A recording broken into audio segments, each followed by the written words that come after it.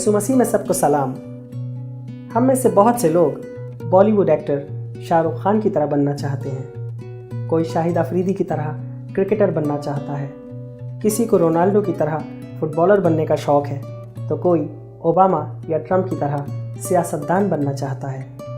लेकिन हम में से कितने लोग हैं जो यसु मसीह की तरह बनना चाहते हैं, जो यसु मसीह की कॉपी करना चाहते हैं, जो अपनी रोज़मर्रा की ज़िंदगी में यसु मसीह के नक्शे कदम पर चलना चाहते हैं? शायद बहुत कम। हमें लगता है कि अगर हम इन मशहूर दुनियावी शख्सियात जैसे बाल कटवाएंगे, इन जैसे कपड़े पहनेंगे, इन जैसा लगेंगे, तो दुनिया हमें देखेगी, हमारी तारीफ़ करेगी।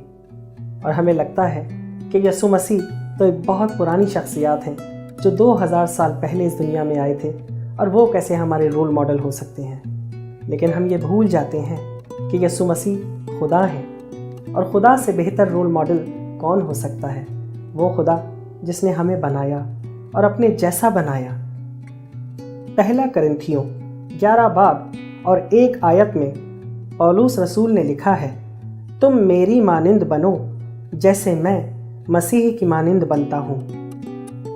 यहाँ मसीह की मानिंद बनने का मतलब ये नहीं कि हम मसीह जैसे बाल कटाएं या उन जैसे कपड़े पहनें।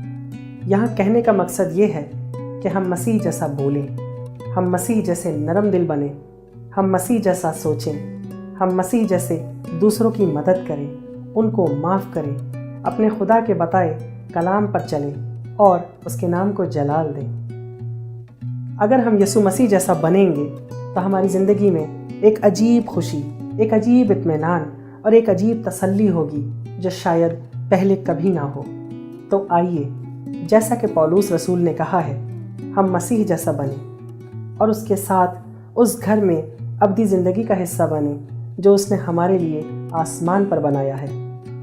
तो आइए दोस्तों, यसु मसीह जैसा बनते हैं, उनको कॉपी करते हैं और दुनिया के सामने एक मिसाल पेश करते हैं। आमीन।